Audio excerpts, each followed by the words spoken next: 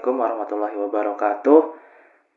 Apa kabar Bapak Ibu dosen semuanya? Semoga dalam keadaan sehat. Dalam kesempatan kali ini saya akan memberikan sedikit penjelasan atau tutorial terkait penggunaan aplikasi atau sistem kita yang baru, yaitu SiPinter. Tanpa perlu panjang lebar, mari kita mulai. Pertama-tama Bapak Ibu silahkan buka URL sipinter.winsaizu.ac.id di laptop atau HP Bapak Ibu dosen semuanya.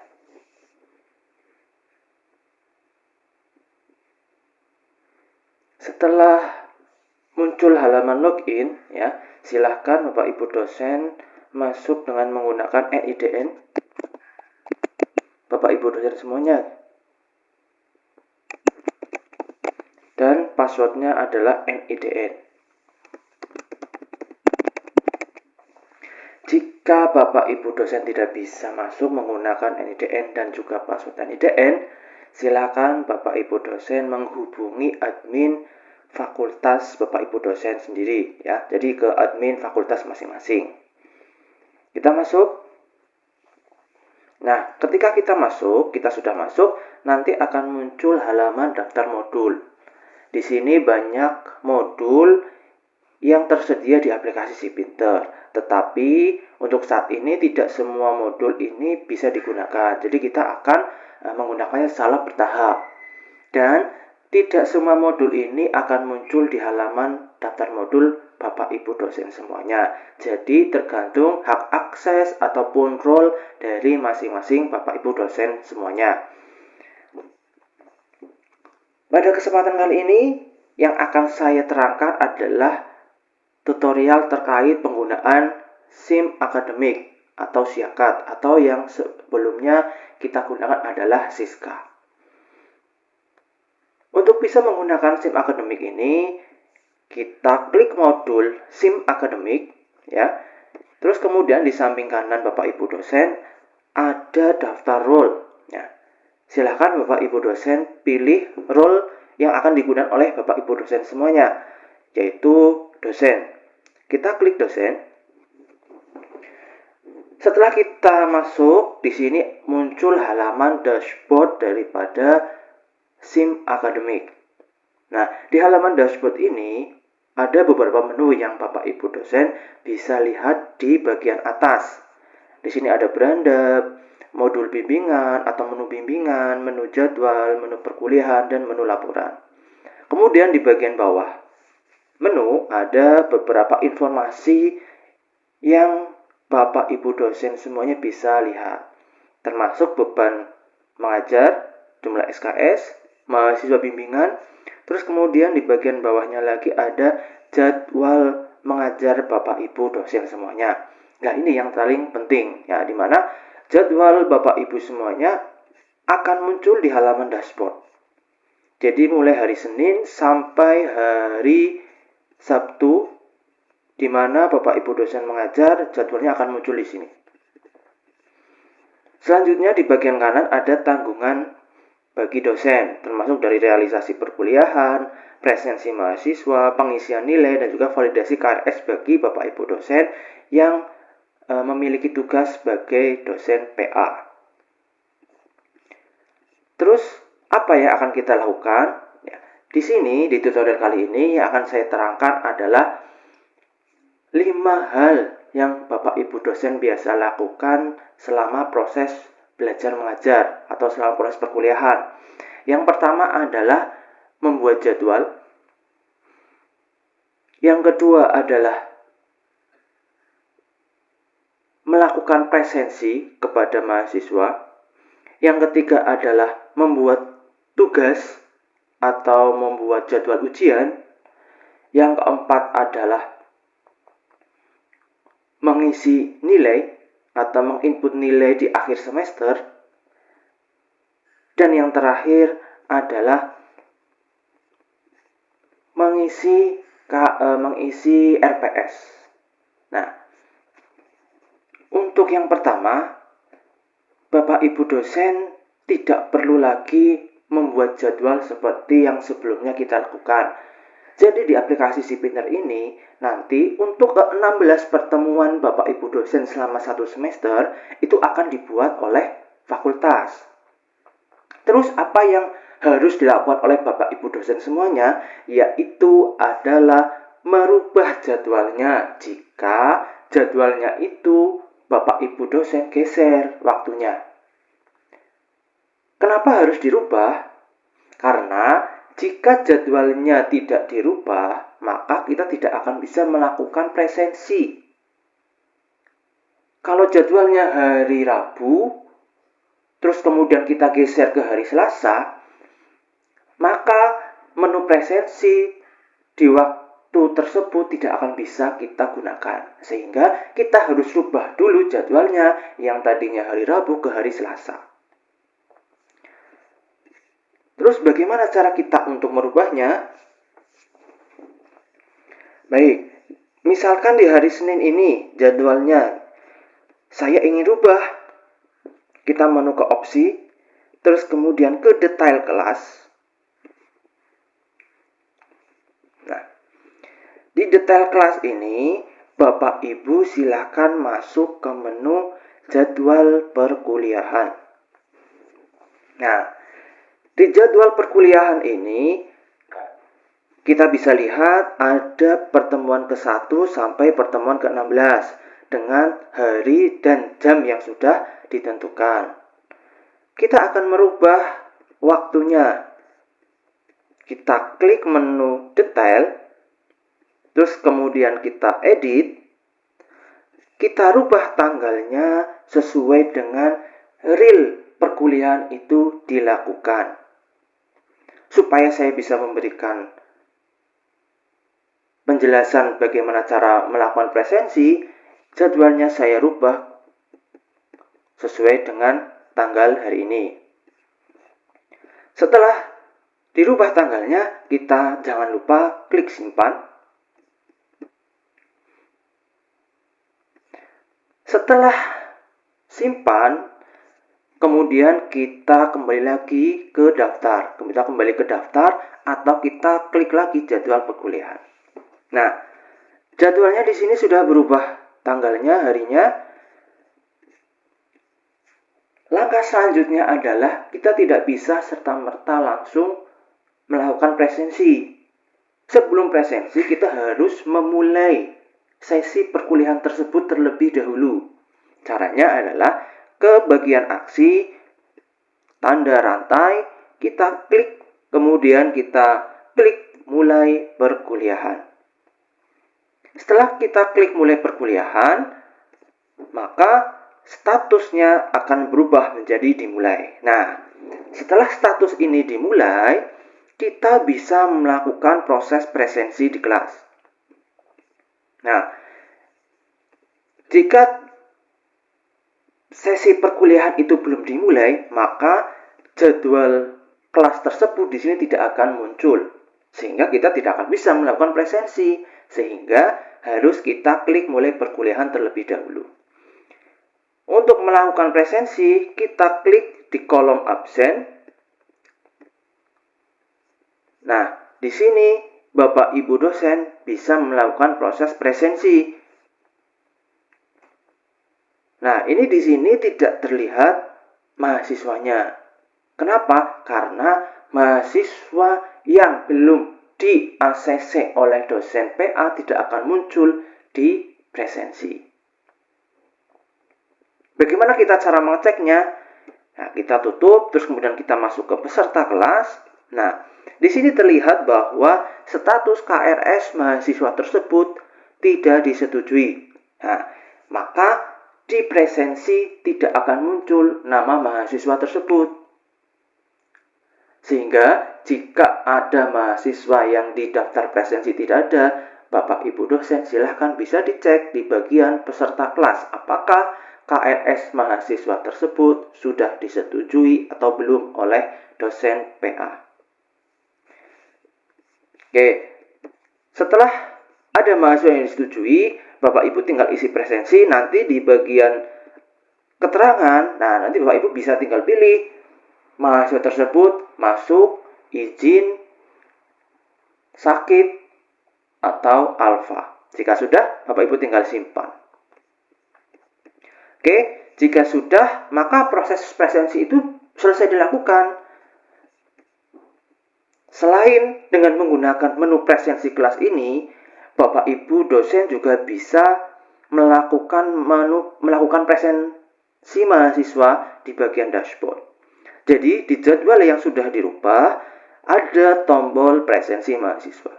Nah, Bapak Ibu dosen bisa klik presensi mahasiswa. Nah, di sini nanti akan muncul daftar mahasiswa, terus kemudian di samping kanan ada keterangannya. Misalkan sakit, izin, alfa, atau hadir. Jadi ada 2 metode presensi. Bahkan ada 3 sebenarnya metode presensi bagi mahasiswa. Selain kedua cara itu yang bisa dilakukan oleh Bapak Ibu dosen, mahasiswa bisa melakukan proses presensi secara mandiri. Bagaimana caranya? Yaitu dengan menggunakan barcode. Nah, di bagian kiri di sini ada menu presensi melalui barcode. Nah, misalkan Bapak Ibu semuanya ingin mahasiswa presensi secara mandiri, nah silahkan setelah laptop Bapak Ibu dikonekkan ke proyektor muncul di depan, mahasiswa silahkan diminta melakukan presensi dengan cara men-scan barcode ini. Jadi Bapak Ibu tinggal klik presensi melalui barcode, akan muncul barcode. Barcode ini akan berganti-ganti tiap detik. Gitu. Jadi ketika mahasiswa mengirimkan barcode-nya itu ke mahasiswa lain yang misalkan di rumah, nah itu tidak akan bisa karena selama sekian detik barcode akan berubah. Terus mahasiswa presensinya lewat mana? Mahasiswa melakukan presensi menggunakan aplikasi Edlink atau Siakat Cloud Mobile. Nah, aplikasi Edlink ini bisa didownload oleh mahasiswa melalui Play Store atau App Store di HP masing-masing. Jadi mereka sudah login, terus kemudian ingin melakukan presensi menggunakan barcode, silakan bisa masuk ke kelasnya Bapak Ibu, terus kemudian melakukan presensi dengan cara men-scan barcode yang Bapak Ibu semuanya tampilkan di proyektor. Jadi ada 3 metode presensi yang bisa Bapak Ibu lakukan. Jadi terserah Bapak Ibu dosen semuanya mau melakukan presensi dengan langkah-langkah dengan teknik yang seperti apa. Setelah melakukan presensi, Bapak Ibu silahkan bisa membuat ujian atau tugas bagi mahasiswa. Di bagian menu jadwal ujian, kalau Bapak Ibu ingin membuat jadwal ujian untuk UTS maupun UAS, nah silakan masuk ke menu jadwal ujian, terus kemudian klik tambah. Nah, di sini silakan Bapak Ibu atur sendiri jenis ujiannya apa, UAS atau UTS, kelompok ini bebas ya Bapak Ibu. Terus kemudian ruangannya, tanggalnya,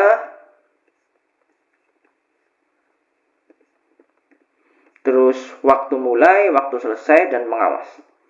Kalau untuk pengawas bisa diisi, bisa tidak. Setelah selesai, Bapak Ibu tinggal klik simpan. Nah, maka jadwalnya sudah muncul ya di daftar jadwal ujian. Nah, peserta kelas ini bisa Bapak Ibu atur dulu ya, diatur peserta ujian. Nah, ini silakan Bapak Ibu peserta ujiannya diurut berdasarkan NIM ataupun nama, terus kemudian di generate dulu. Nah, di generate. Nah, peserta ujian berhasil dibuat gitu ya. Terus kemudian Bapak Ibu tinggal klik peserta kelas. Nah, ini. Karena tadi di daftar saya mahasiswanya itu belum di-ACC oleh dosen PA, maka di sini tidak akan muncul. Oke, setelah men-set jadwal ujian, Bapak Ibu juga bisa membuat jadwal tugas kuliah. Nah, Bapak Ibu tinggal klik menu tugas kuliah, terus kemudian tambah tugas. Nah, di sini Bapak Ibu silakan tinggal set tugas kuliahnya untuk pertemuan keberapa, terus judul tugasnya apa,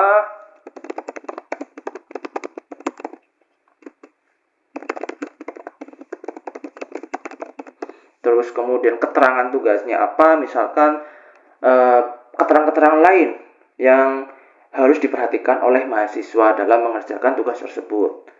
Terus kemudian pengumpulannya mau dikumpulkan kapan, sampai berapa hari tugasnya itu bisa dikerjakan oleh mahasiswa. Jika ada file PDF atau file PowerPoint yang sudah Bapak Ibu siapkan untuk tugasnya mahasiswa, Bapak Ibu silakan tinggal dilampirkan di sini. Silakan di browse, terus kemudian dilampirkan filenya. Setelah dilampirkan, tinggal disimpan. Nah, jika tugas dan ujian itu Bapak Ibu dosen semuanya buat ternyata keliru, dan Bapak Ibu dosen bisa hapus saja menggunakan aksi tombol hapus yang ada di bagian kanan. Hapus, oke. Nah, terus tugas selanjutnya setelah melakukan mengganti jadwal perkuliahan, melakukan presensi, membuat tugas, terus membuat ujian, selanjutnya adalah mengisi nilai. Nah, Bapak Ibu dosen bisa masuk ke menu nilai perkuliahan. Nah, di menu perkuliahan ini Bapak Ibu dosen silahkan klik edit gitu ya, karena di sini saya tidak ada mahasiswa.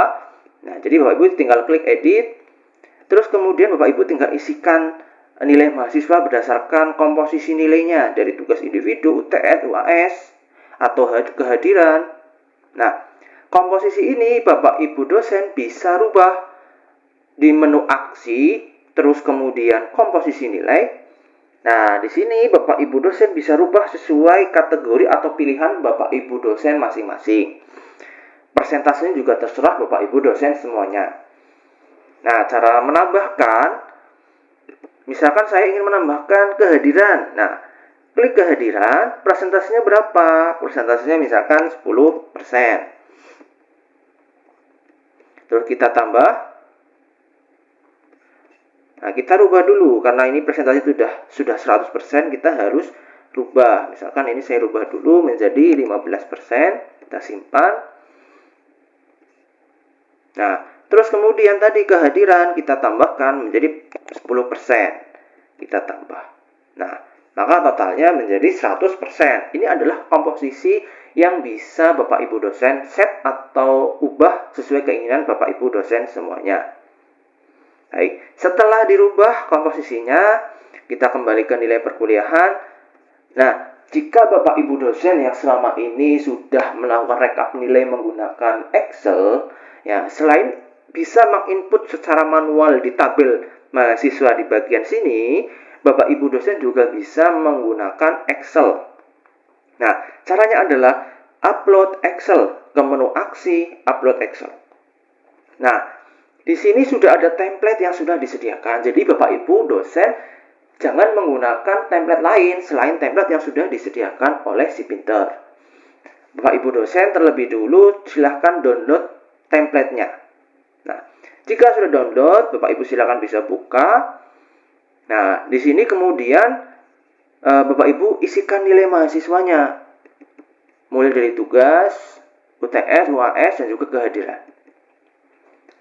Karena di sini saya tidak ada mahasiswanya, jadi tidak terlihat.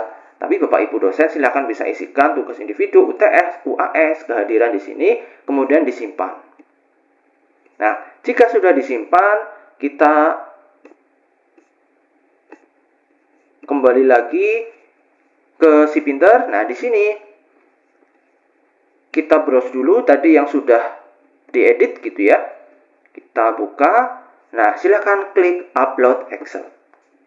Nah, upload Excel berhasil, maka nilainya akan terimport ke tabel yang ada di bawah. Jadi, pilihannya ada dua untuk mengisi nilai. Silahkan mengisi secara manual dengan cara mengetikkan nilai dari tiap mahasiswa ataupun menggunakan template Excel, mengupload Excel. Nah, yang terakhir adalah kita tidak lupa terkait dengan RPS. Untuk si Pinter ini, RPS tidak diupload oleh masing-masing Bapak Ibu dosen semuanya. Jadi untuk saat ini RPS diupload oleh koordinator mata kuliah. Jadi Bapak Ibu dosen bisa melihat RPS yang diupload oleh koordinator mata kuliah di menu RPS. Jadi yang mengupload RPS daripada mata kuliah tertentu adalah koordinator di tiap fakultas, tidak Bapak Ibu dosen masing-masing seperti yang sebelum-sebelumnya. Bapak Ibu dosen hanya bisa melihat RPS yang sudah diupload oleh koordinator mata kuliah. Jadi itu 5 hal yang bisa Bapak Ibu dosen lakukan selama perkuliahan berlangsung. Jadi tugas-tugas ini juga biasa Bapak Ibu dosen lakukan sebelumnya ya di aplikasi Siska. Jadi di aplikasi ini Bapak Ibu dosen juga melakukan hal yang sama, tetapi berbeda tampilannya, berbeda interface-nya, dan juga ada hal-hal yang memang tidak bisa dilakukan di SIPinter, yaitu terkait RPS. RPS-nya diupload oleh koordinator. Kalau di aplikasi Siska yang sebelumnya, kan kita sebagai dosen mengupload RPS masing-masing sesuai dengan dosennya. Tetapi di SIPinter ini yang mengupload adalah koordinator mata kuliah. Baik, mungkin itu saja yang bisa saya sampaikan, saya jelaskan terkait aplikasi SIPinter untuk kegiatan perkuliahan sehari-hari. Jika Bapak Ibu dosen ada pertanyaan, ada kesulitan untuk mengakses, silakan bisa bertanya kepada admin fakultas masing-masing. Sekian tutorial penjelasan singkat dari saya. Jika ada kekurangan dalam menjelaskan, saya mohon maaf. Billahi taufiq wal hidayah. Wassalamualaikum warahmatullahi wabarakatuh.